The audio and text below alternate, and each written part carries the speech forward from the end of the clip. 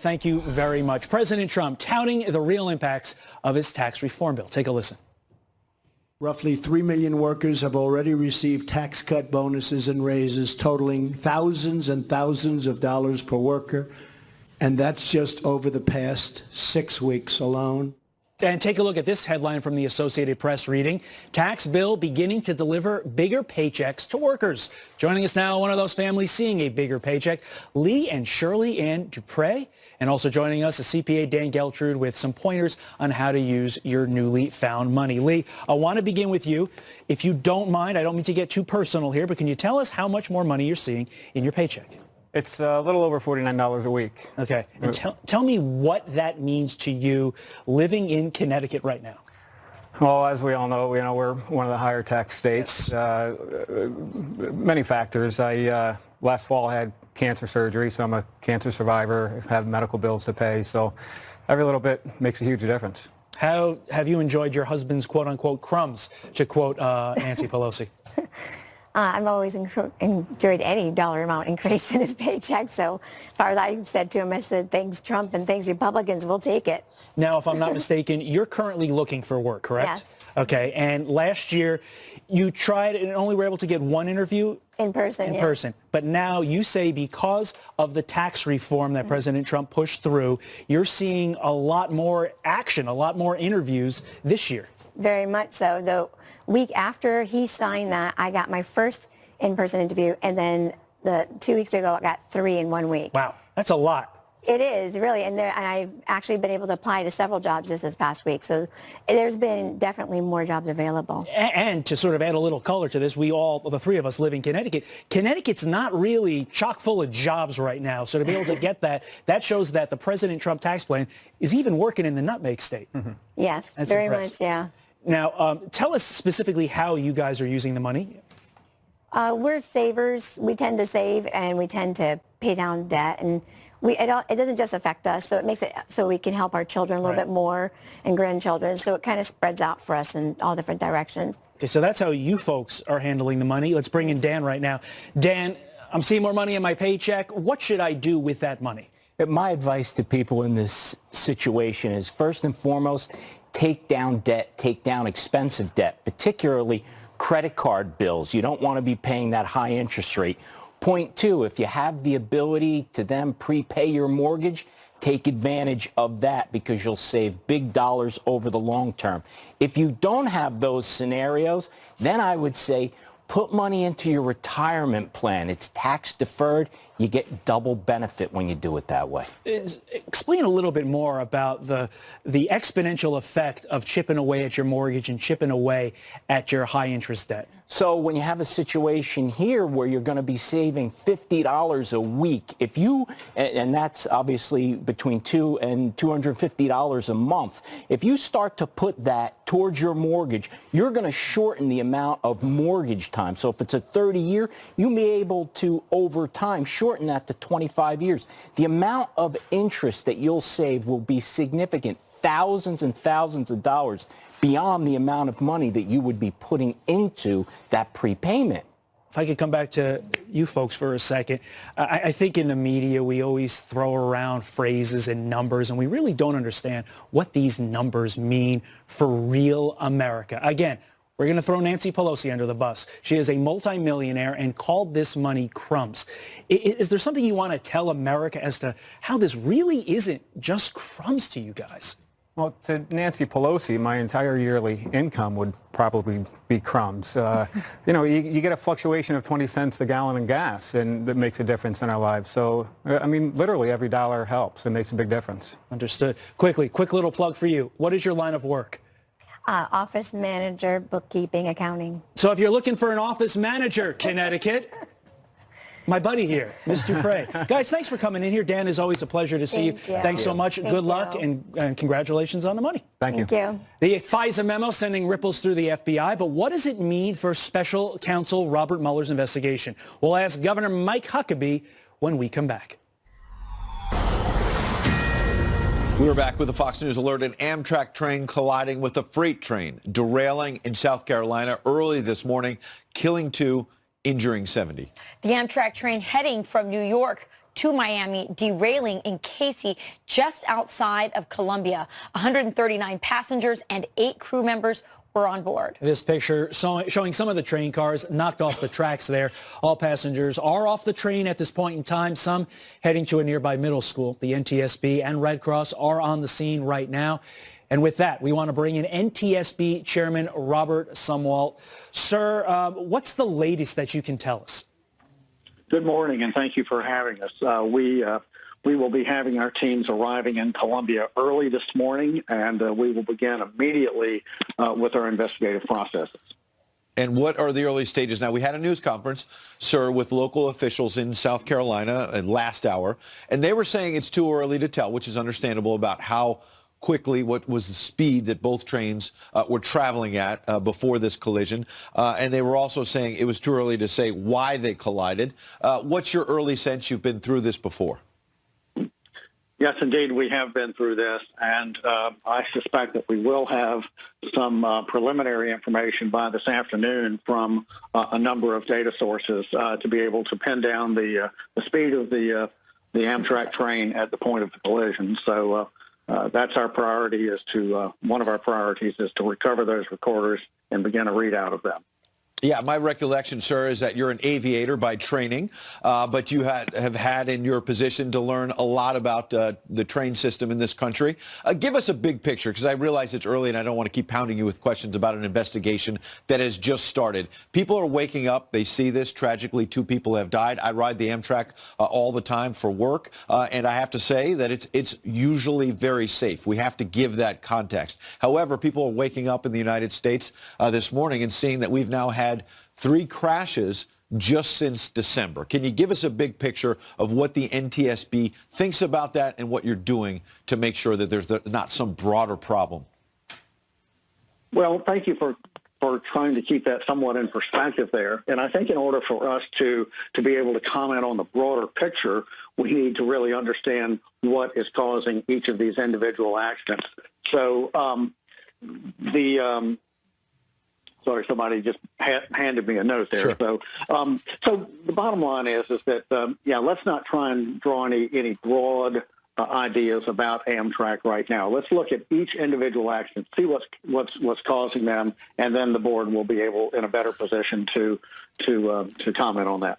Robert Sumwalt from the NTSB, we appreciate your time. We realize it's very early. It's here on Sunday morning. You're trying to get a handle of the situation. So are we, so are our viewers. We appreciate your time. And please check back with us if you get more information in the next couple of hours. Robert Sumwalt, thank you.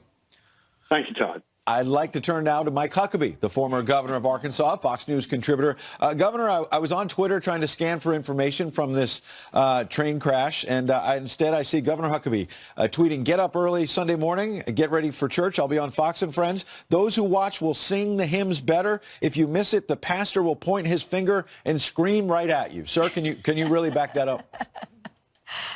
Absolutely. If you don't watch this segment, all those people who miss it, when they get to church today, the pastor is going to scream at them and call them out, and it's going to be embarrassing. That's why they should watch Fox and Friends every day. Somebody who's if screaming. The president watches, why shouldn't the rest of America? Somebody who's screaming, quote unquote, this morning, former CIA Director Leon Panetta says he's never seen anything like this in his lifetime, like the memo release. Let's listen to him, and then we'll get your reaction.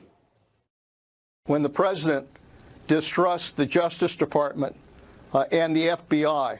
They are our primary law enforcement institutions in this country. They're the primary law enforcement agencies under our Constitution. And when the president distrusts the FBI and the Justice Department, as he did in this matter, I think it does create a crisis in our system of government. Governor Huckabee, are we in a crisis? Yeah, we are. And the crisis is not because of something that the president has done. The crisis is because of something that the highest officials in the DOJ and the FBI have done. They have what apparently appears to be that they have violated the Fourth Amendment rights of Americans by spying on them using documents that were basically just contrived. They knew they were contrived. They went to a judge. It's really frightening. I have great respect for Leon Panetta, but when I'm listening to him, it sounds like he's saying, my house was on fire, the thing was going up in flames. And the firemen came and they put water all over my furniture and broke a window. Boy, we've got to stop these firemen from breaking windows and putting water on my furniture. Yeah, good point. Guys, Governor, we've got to get this in context. Yeah, and the context, Governor, is what about the fact that some of the most senior government officials that we should be able to trust at the FBI and the Department of Justice go to get a FISA warrant and fail to tell the judge, oh, by the way, the information here in the heat of a presidential campaign, the fall of 2016, we need to surveil someone in the Trump campaign. And oh, by the way, we're not telling you the information is coming from a dossier paid for by Hillary Clinton and the DNC. That's the problem. If you obtain evidence by doing something dirty to get it, then the evidence is tainted. The legal doctrine is the fruit of the poisonous tree, they call it. But it's not unlike a cop who plants drugs on someone in order to get an arrest. If you're really out to get somebody, you can probably do it. And even if they don't get convicted and go to prison, you've ruined their lives.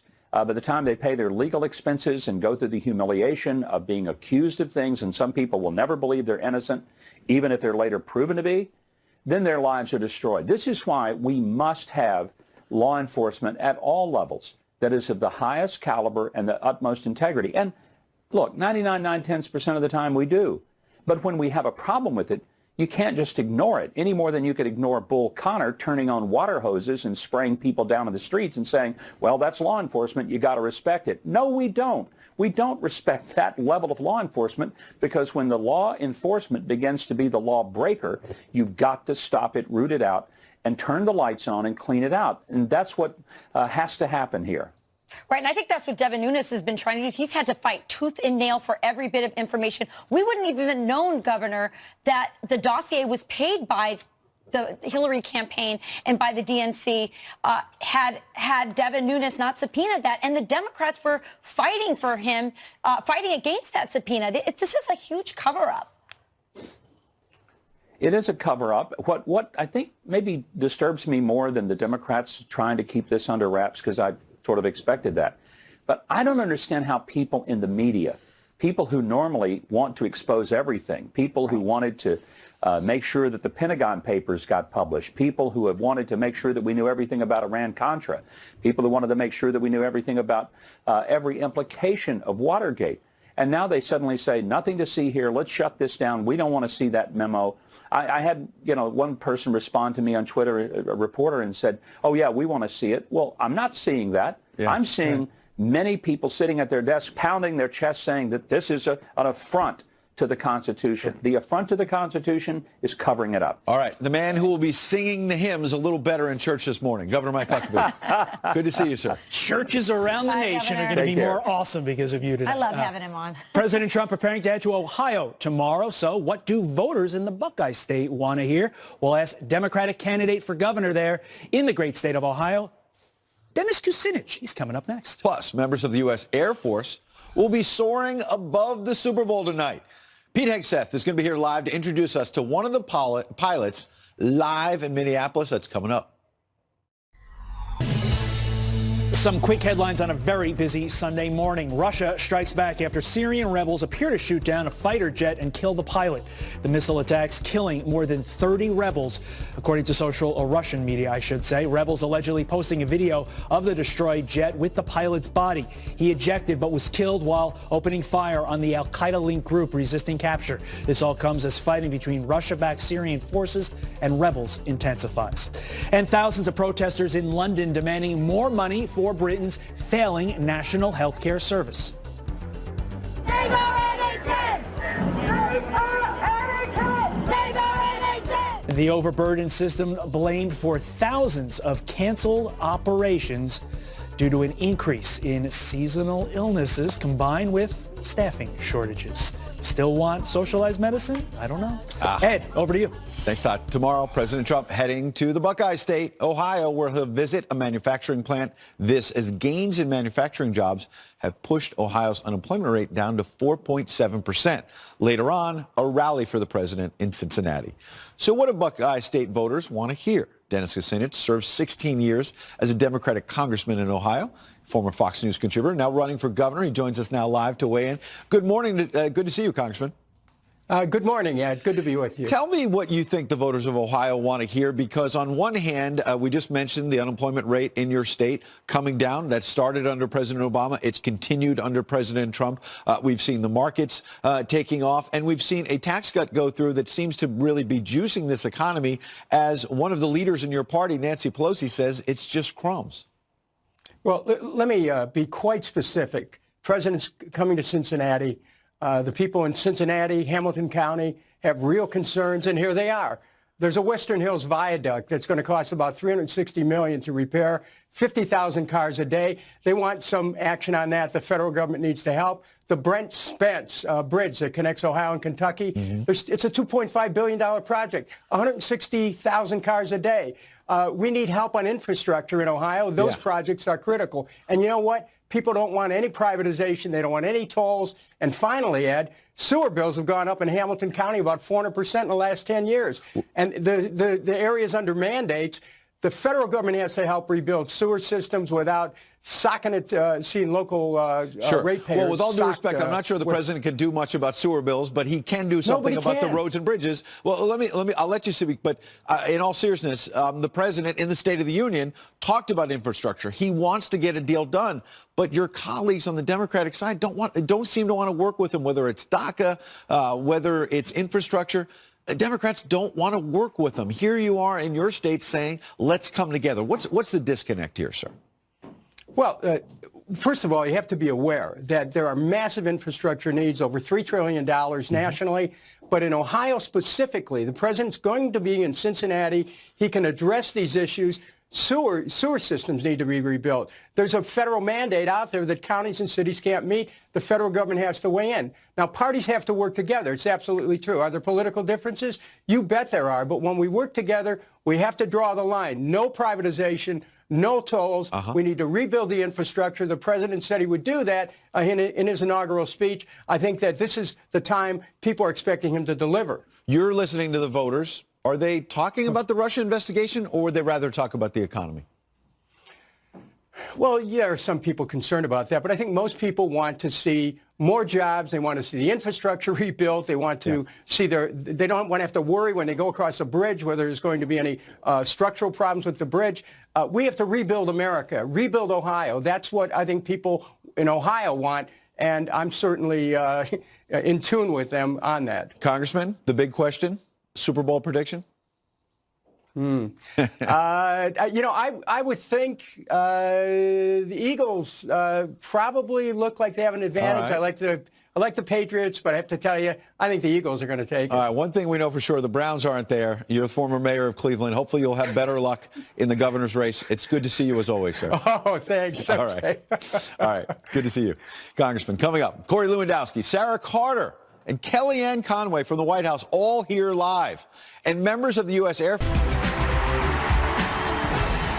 Let's talk now about the power of Pete Hegseth and the power of the U.S. Air Force's Heritage Flight, which will soar above U.S. Bank Stadium before the Super Bowl kicks off tonight. Pete is live from a very, very cold Minnesota, joined by Lieutenant Colonel Christopher McClear from the Air Force Heritage Flight Foundation. Guys, take it away.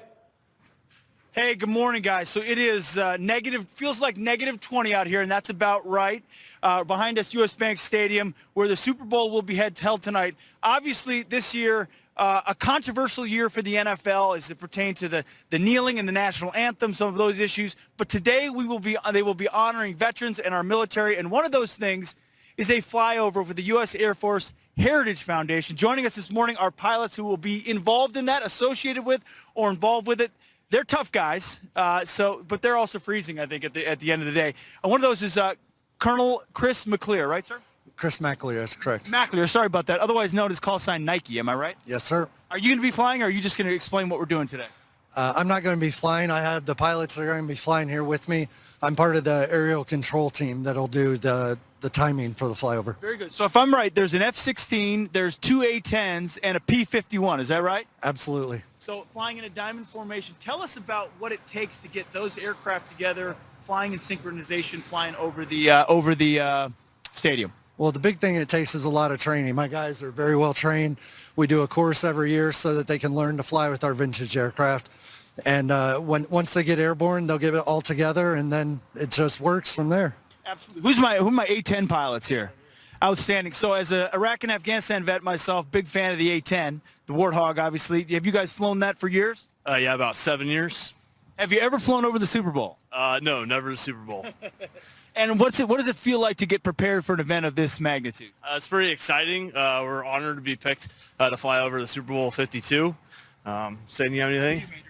It's been an incredible whirlwind the last couple of months getting ready to do this, and we're really honored and thrilled to be a part of the Super Bowl flyover. And F-16 pilot down here, right?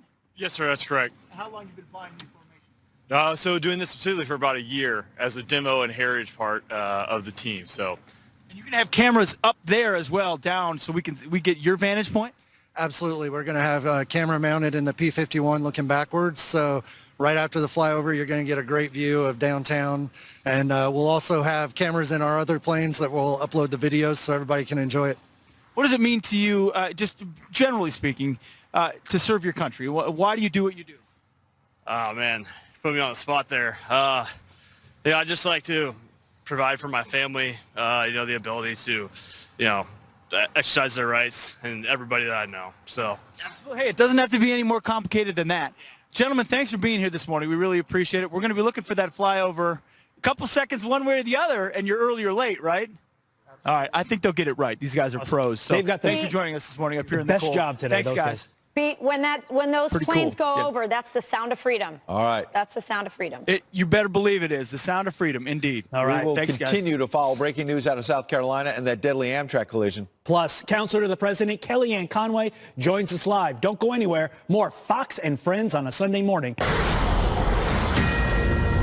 Breaking news this Sunday morning. 2 people are dead, others injured after an Amtrak train collides with a freight train in South Carolina. 139 passengers, 8 crew members on board. Teams responding to the scene as quickly as possible. Staff members and volunteers are coming from across the state to assist with this effort. The 70 injuries range, obviously, in variety. We have anything from small scratches and bumps to more severe broken bones.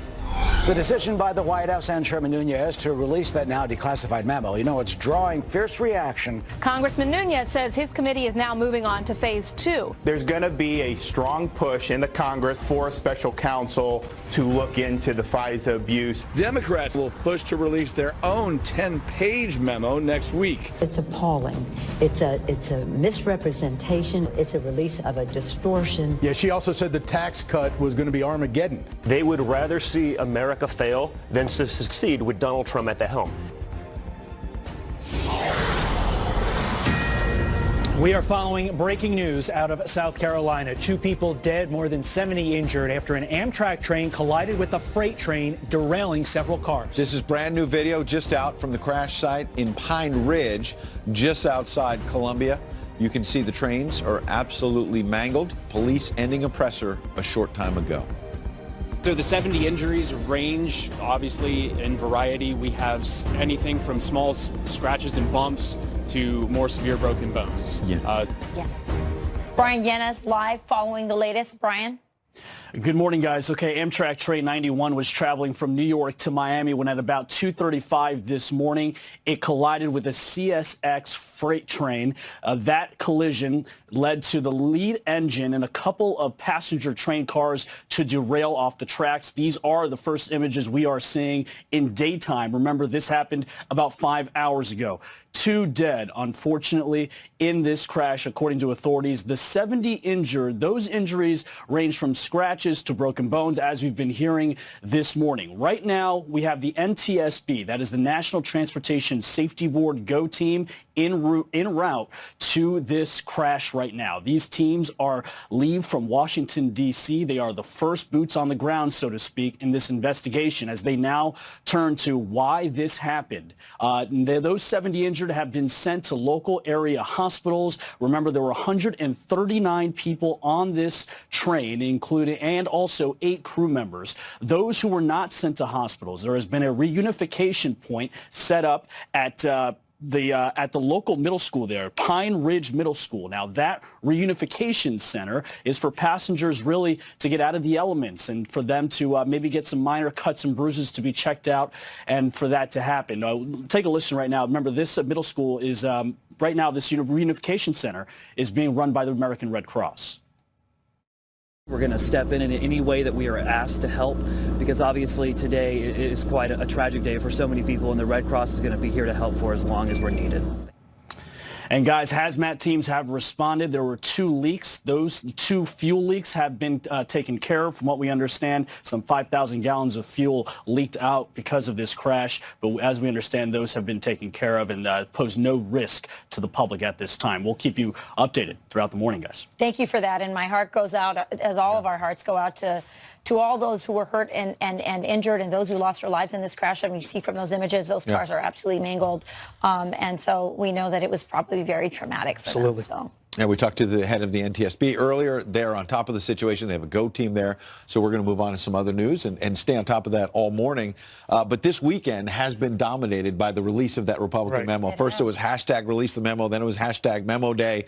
Now the president wanting to turn it maybe into vindication day, saying, look, enough is enough with the investigating, and saying that this shows that from the very beginning of the investigation, people at the FBI and the Justice Department had it out for him. And of course, how does the president do that? He tweets, and he wrote the following. The 4-page memo released Friday reports the disturbing fact about how the FBI and FISA appear to have been used to influence the 2016 election and its aftermath. The FBI failed to inform the FISA court that the Clinton campaign had funded the dossier. The FBI became a tool of anti-Trump political actors. This is unacceptable in a democracy and ought to alarm anyone who wants the FBI to be a nonpartisan enforcer of the law. The FBI wasn't straight with Congress as it hid most of these facts from investigators and then cites the Wall Street Journal as the source of that information. Well, and President Trump coming into office promising to drain the swamp.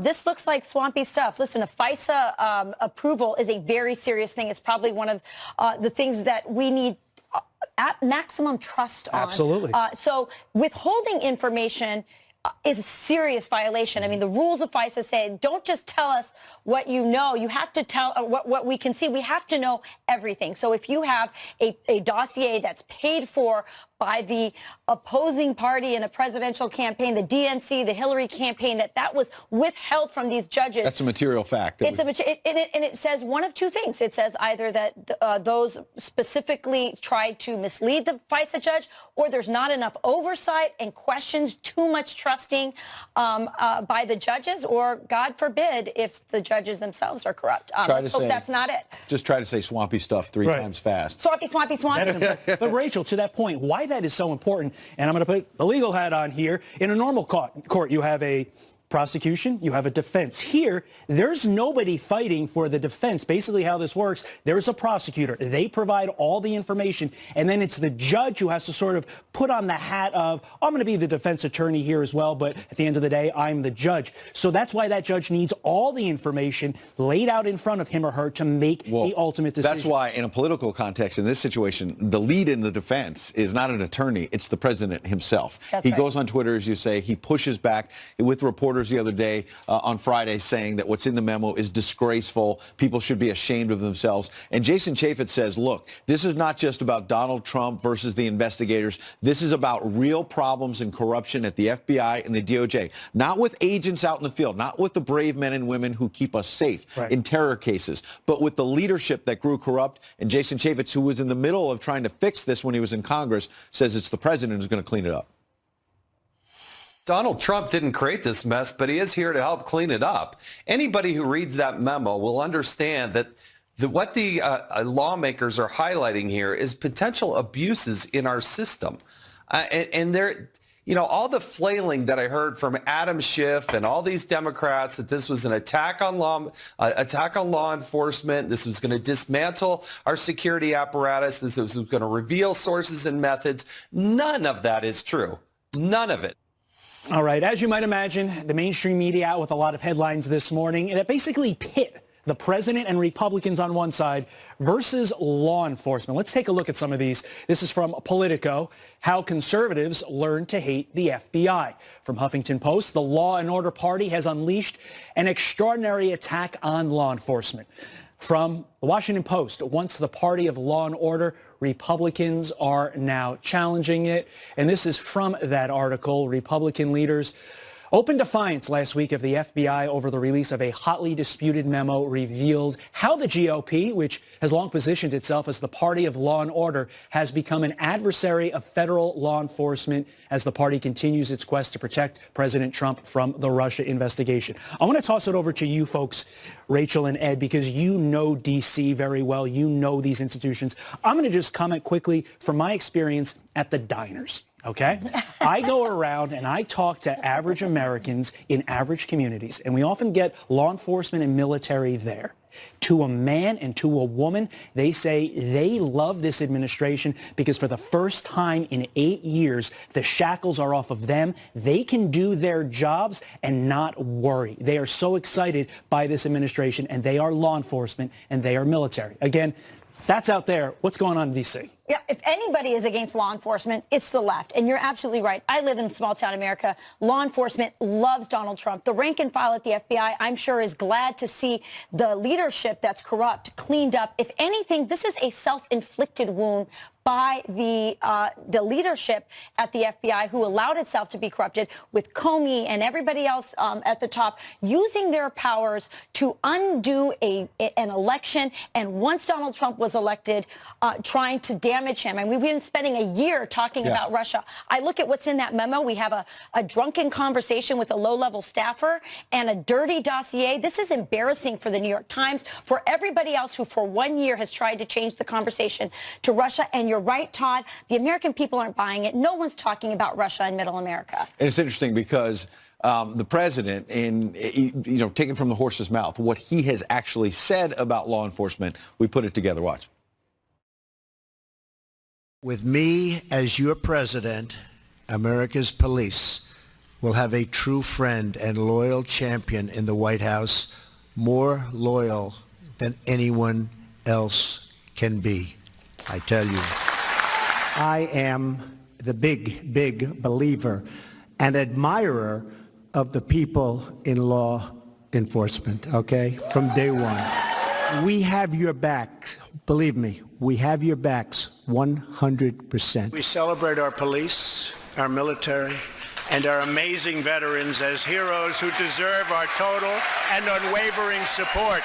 And in fact, it was the president who took all kinds of heat for standing up before anyone else did and said, you know what, the folks in the NFL should be standing for the anthem. That's right. He says it's because he thinks they should be standing for men and women in uniform and for law enforcement. There are others who are saying, no, it's about, the First Amendment and having peaceful protests. The president said, you can have protest. There's peaceful protest, but just respect the flag. And so we've got Pete Hegseth, our friend, who's not on the couch today. He's live in Minneapolis. And Pete, it's interesting that the man who first stood up and said, enough is enough, NFL, stand up and honor the flag, honor our men and women in uniform, is now on defense with people claiming he's against law enforcement.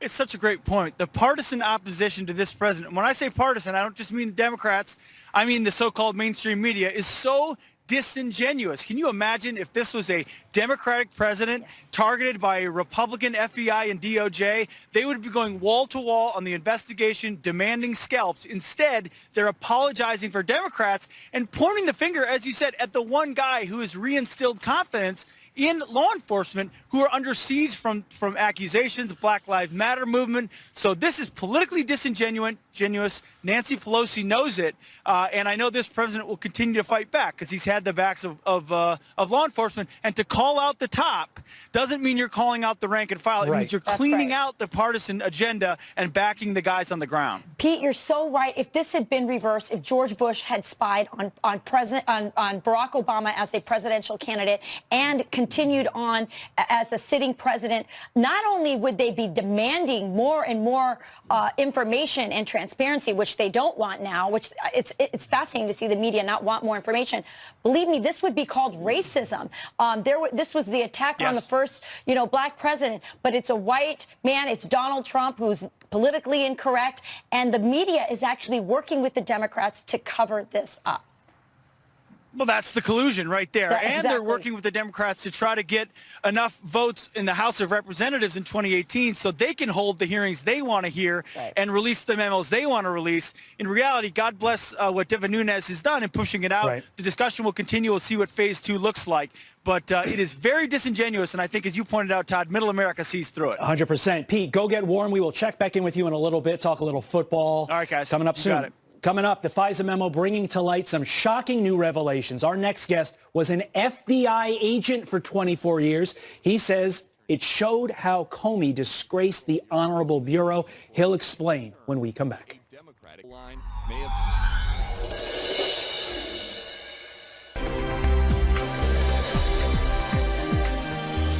Republicans on the House Intel panel released that controversial FISA memo on Friday, bringing to light what they say are some pretty shocking revelations. Joining us now to react is Chris Swecker, who served 24 years as an FBI special agent. Sir, with all due respect to our other guests today, this interview is arguably the most important because of your background as an FBI agent. So I'll ask you right off the bat, you've heard other individuals saying the FBI is going to go after the president. The FBI hates the president. This was bad. This is now FBI versus president.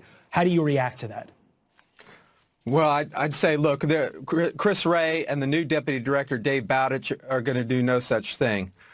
What we're talking about here is a breakdown in the senior leadership of the FBI under Jim Comey and Andy McCabe as Deputy Director.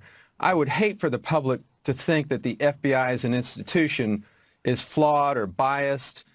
What this is a very small inner circle of senior leadership under Jim Comey at a very critical time period, and I just don't want this to reflect on the 35,000 very, the excellent men and women of the FBI who are doing a great job every day. So, Chris, let's get specific. And we've heard the partisan attacks on all sides, people who don't like the president, people who like the president, and people who like James Comey and don't like James Comey. So I think, as Todd said, it's very important to get your perspective as somebody who was inside the FBI. So James Comey holds himself out there even today on Twitter and Instagram as this paragon of virtue, above the fray.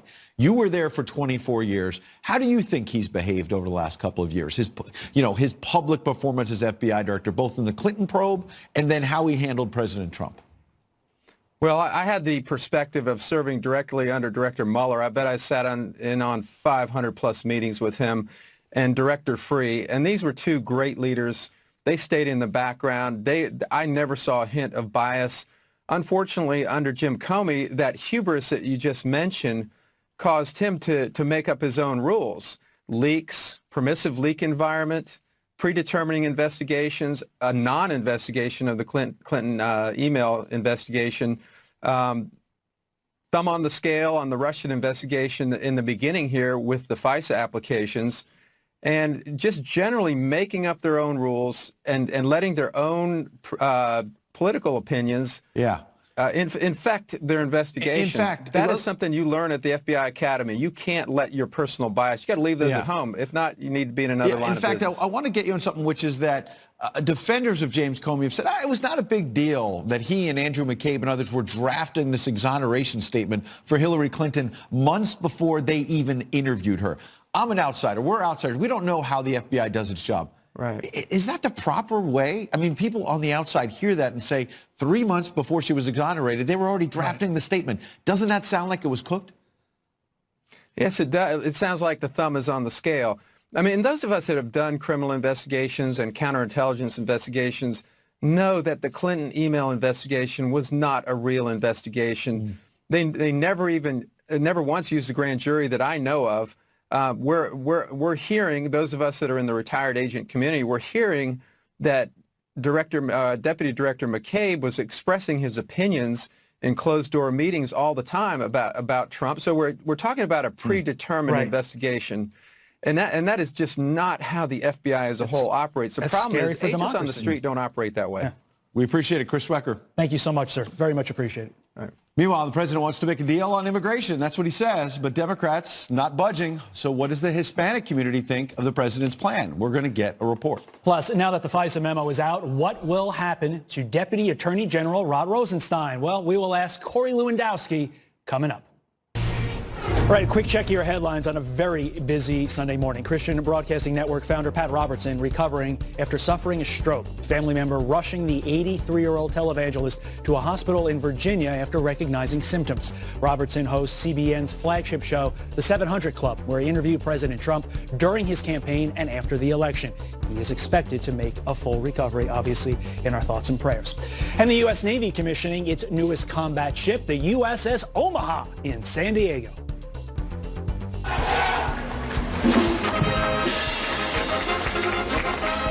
The fourth ship in the naval fleet to bear the name will be manned by 70 sailors. The war vessel, designed to be fast and agile, will be used for coastal defense. Philanthropist Susie Buffett, daughter of Warren Buffett, gave the $440 million ship's first order. Wow. Wow. Strong and agile, just like Todd. Nobody's ever said that. President Trump said no one. I just said, come on. Staring down a March 5th deadline to strike a deal with Democrats on immigration. That's when protections begin expiring for many young immigrants living here illegally. Yeah, the White House plan includes a pathway to citizenship for 1.8 million Dreamers in exchange for a border wall and more security. So should Democrats finally get on board with this? Well, we're asking Daniel Garza, president of the Libre Initiative, which works to advance the Hispanic community. And full disclosure, I used to work there. I was your national spokeswoman for a while. Terrific. Thank you. I'm sure she was amazing. Quite a loss. The best. By the way. Oh, my gosh. Well, Daniel, you're the president of Libre. Why shouldn't, well, first of all, is Libre backing the plan? Let's start with that. We feel it was, we commend the president. We praise what he announced. We feel it's a very strong and bold proposal. There are aspects to it that I think merit further consideration, like, of course, the restrictions or the arbitrary cuts to family migration. But overall, this is a reason for Democrats to come to the table and finally get a long-term permanent solution to this problem. So Libre is willing to come to the negotiating table on this. Why aren't other groups? I look at La Rata, I look at LULAC. If you're Hispanic, you know what those groups are. Why aren't they getting Rachel, to the negotiating table? That has sort of been the frustrating part for the Latino community, is that for the Democrats, honestly, it's been a lot of lip service. And they have not delivered on any kind of legislation. Look, in 2007, George Bush was ready to sign a law. Frist, who led the Senate, the Republicans controlled the Senate leader, the Republican majority, passed legislation, and it actually stalled at the desk of Nancy Pelosi and Rahm Emanuel. And then Barack Obama actually had the White House, had the Senate, had the House, but did not see it as a priority. 2008, Barack Obama said, my first year in office, I will get comprehensive immigration reform. He made that promise directly to the Latino community. But now Trump is. Now, Daniel, deliver on that. If the president is named Joe Smith and not Donald Trump, does this legislation get passed by the Democrats? I believe so. Look, again, we believe that the arbitrary cuts to family migration is probably a discussion we should be having more long-term, more of a package for permanent reform that has to do with legal migration. But again, this is a reason to come to the table. This is an opportunity right now to finally do something. The president blew everybody away by actually proposing that he would give citizenship to 1.8 million DACA 3 times what Obama offered, right? Almost 3 times that, exactly right. So, look, everything you heard about Donald Trump, you'd think he would actually have maybe reduced that number down, but he actually almost tripled it. He made a deal they really shouldn't be able to refuse. No, he did show heart. It was and talking about results, the president, everyone assumed, he's going to have the worst relationship with Mexico. And yet their foreign relations secretary just put out this statement. I think in many ways, the relationship today is more fluid.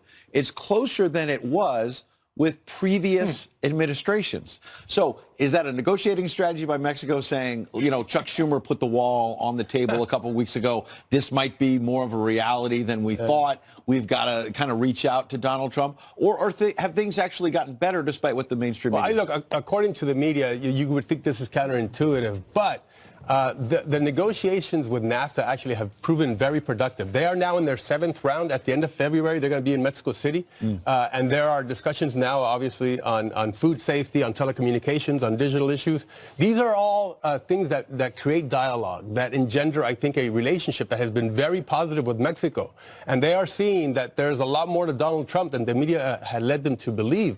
And look, this is important. NAFTA has to be negotiated because, we are 450 million people in this market. We are 28% of the world's GDP. This is important stuff, and the president is paying attention. Wait, but the media said everything was going to fall apart if you renegotiated NAFTA. This is going to be a disaster. You're saying it's actually opening a dialogue. It has actually increased exports for the agricultural industry by 350%. Wow. That is phenomenal. It has created 40 million jobs. 25 million of which are here in the U.S. that were created. Daniel Garza, we like you, but we're glad that we stole Rachel Campos-Duffy away from you. So she's ours now. Forget about it. Thanks for coming in. It was a pleasure. Thank you, Rachel. President Trump blasting the media, saying they refuse to cover his rising poll numbers. Is he right? We'll ask Corey Lewandowski next. And Nancy Pelosi has called those bonuses handed out to Americans after the Trump tax cut crumbs. Now more Americans getting a bump in their paycheck, so how much can they expect to see? You know who we go to for this answer, Stuart Varney. He's got more on that and a lot more. We love Stuart.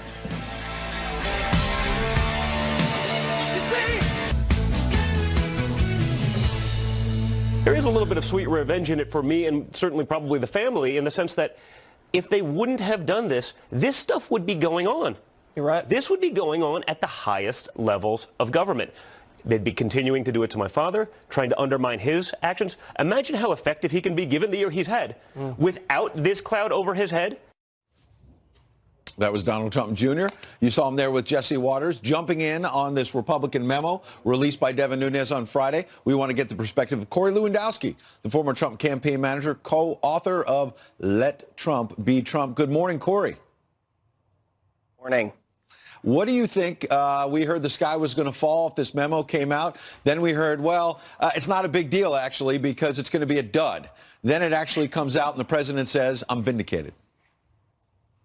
Well, the president's absolutely right. And what we saw was that members of the deep state were very concerned about putting out information that they knew that they were wrong about. And look, what I'm talking about is members of the FBI who took information that was obtained through a dossier paid for by the Clinton campaign and Steele, Christopher Steele, presented it to a judge in a FISA court and asked them to continue surveillance on an American citizen on U.S. soil without disclosing where the information came from. This is one of the grossest abuses of power that we've seen from a government agency, and there has to be accountability. What the president has said is completely right. It is shown once again no collusion, no cooperation, no coordination between Trump, the Trump campaign, and any outside entity, which is what this was supposed to be. So, Corey, and the FBI and the people who applied for this application need to be held accountable. So, Corey, if you're right, and this was a corrupt bargain by the FBI and the Justice Department to get Donald Trump, but there's no collusion and there was no crime there, and there really was nothing, it was sort of all a setup. Based on a lie from the dossier. Why did General Flynn lie to the FBI?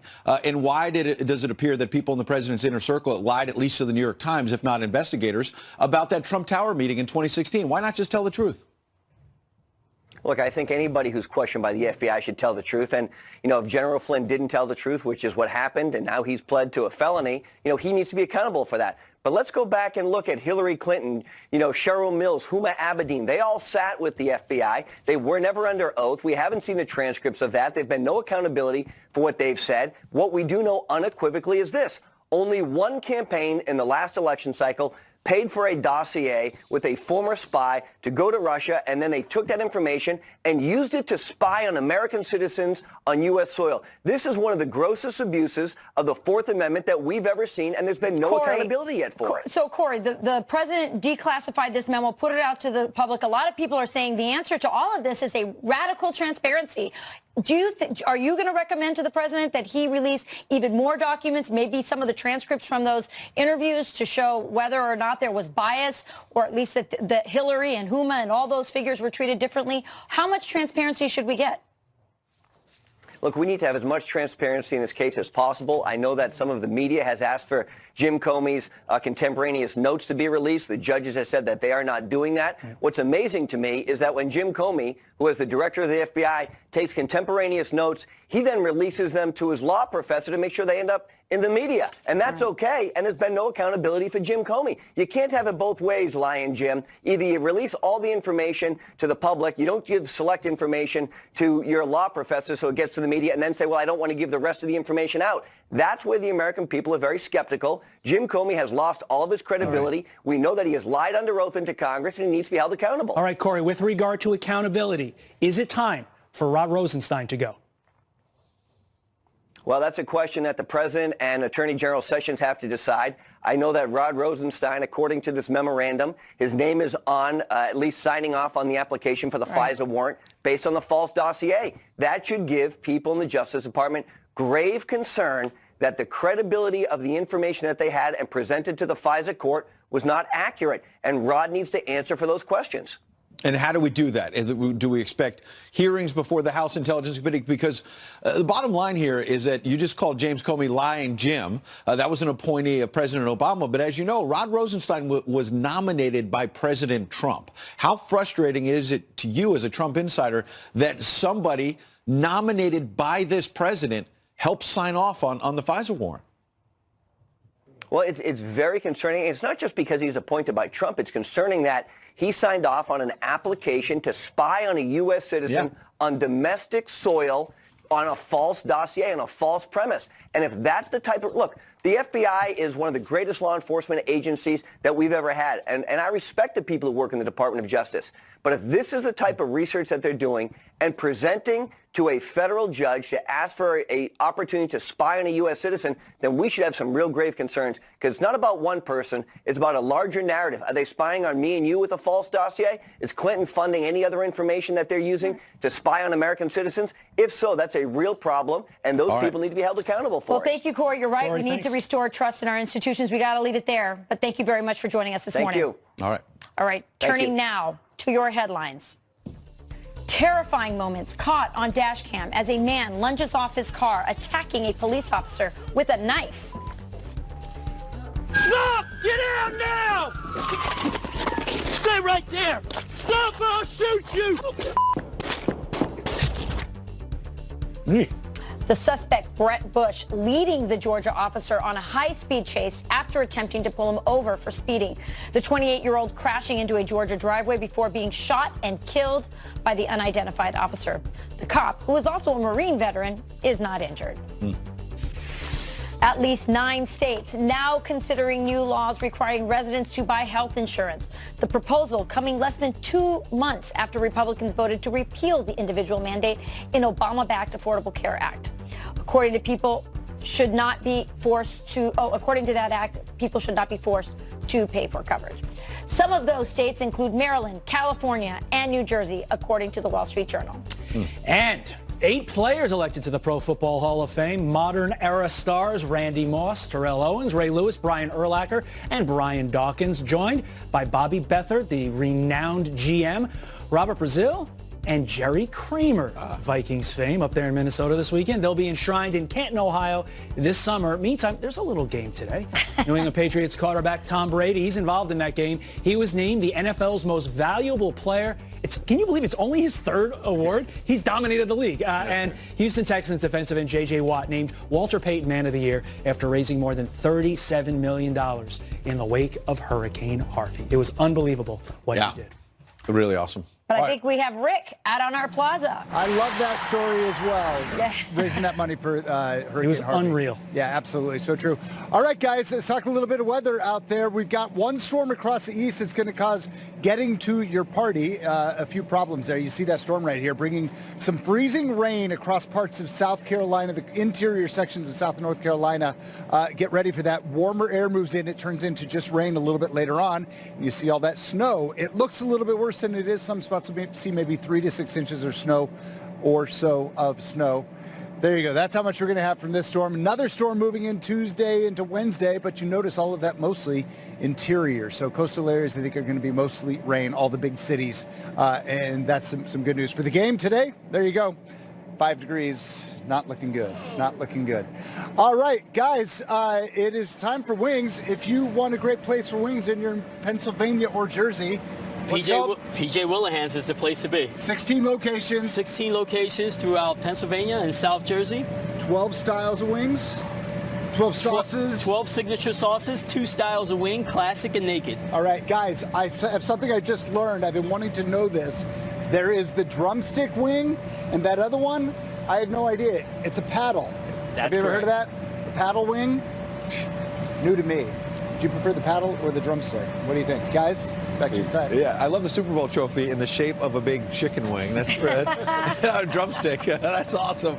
By the way, Rachel, I'm disappointed in you. Why? As somebody from Wisconsin, when Todd says that Jerry Kramer played for Minnesota, everybody knows he played for the Green Bay Packers. I'm a horrible human. And you say you're a Green Bay fan. I like Green Bay. I cook the wings, but I don't know much. All right, I'm just teasing you. falling on the But Jerry Kramer, congratulations. Nancy Pelosi has called those bonuses handed out to Americans after the Trump tax cut crumbs. Now, more Americans are getting a bump in their paycheck. And Republicans are using that in the midterms. How will that work? The chief of crumbs, Stu Varney, next. The debate on health care is life-death. This is Armageddon. In terms of the bonus that corporate America received versus the crumbs that they are giving to workers to kind of put the schmooze on is so pathetic. I've never seen Varney get this excited. Nancy Pelosi making it quite clear how she feels about the president's successes. But the GOP now, they could use this rhetoric to their advantage on the midterm campaign trail. Here to weigh in, host of Varney and Company on the Fox Business Network, Stuart Varney. Morning. This seems like manna from heaven for Republicans who are worried, frankly, because of the historical trends and the fact that the party in power usually loses seats in the midterms. But when you have every single Democrat in the House and Senate vote against a tax cut that seems to be helping the economy, whoa. It's extraordinary, isn't it? Do you remember that expression, it's the economy, stupid? Right. I heard that. That was back in the 1990s. That was Pardon me? What did you call me? I know. That was the mantra for winning elections back then.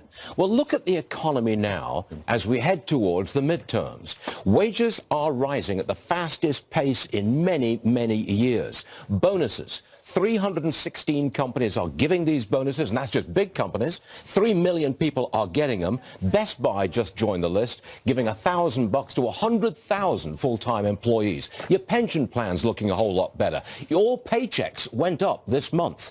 There are 127 million paychecks at that full-time jobs in America. Roughly 110 million got an increase in their paycheck. So if you're looking at the economy and you're looking at the election, you've got to say that things are going in the Republicans' favor. And by the way, the president's approval rating just hit almost 42%. Now, that's low, but it's much better than it's ever been over the past year. And certainly those comments from Nancy Pelosi calling bonuses crumbs is helping. Where I live, Stuart, when you have an extra $1,000 at the end of the year, they call it Christmas. Yes. So can I just break in for 1 second? Yes. I've got to get this in. 3 times, Nancy Pelosi has said 86 million middle-class American families will pay more with this tax bill. That is utter nonsense. That's malicious spin at the worst, at the best, I would say. Debbie Wasserman Schultz, she said precisely, I'm not sure that $1,000 goes very far for anyone. How out of touch can you get?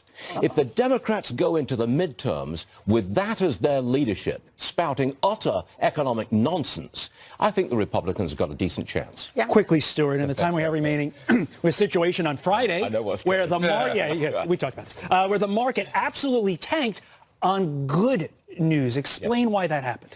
Good news, like I've just said, the economy is really moving forward. That means interest rates go up. When interest rates go up, you can get a nice return on a bond.